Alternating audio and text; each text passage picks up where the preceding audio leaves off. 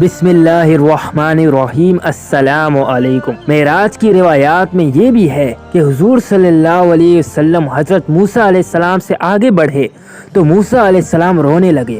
ان سے دریافت کیا گیا کہ آپ کیوں روتے ہیں؟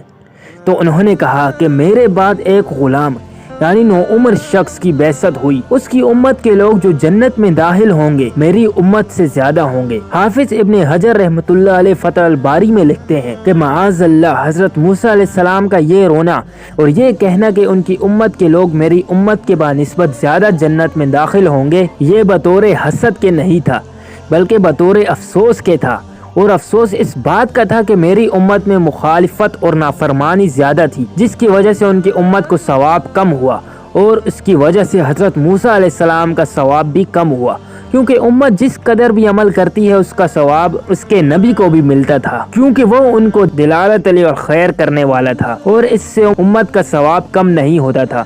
رسول اللہ صلی اللہ علیہ وسلم کا ثواب بہت زیادہ ہے، کیونکہ آپ صلی اللہ علیہ وسلم کی امت میں فرما برداری کی شان بہت زیادہ ہے۔ عبادت، طاعت، ذکر، تلاوت، حج، تصنیف، تالیف، جہاد، تعلیم، تبلیغ میں یہ امت بہت آگے ہے۔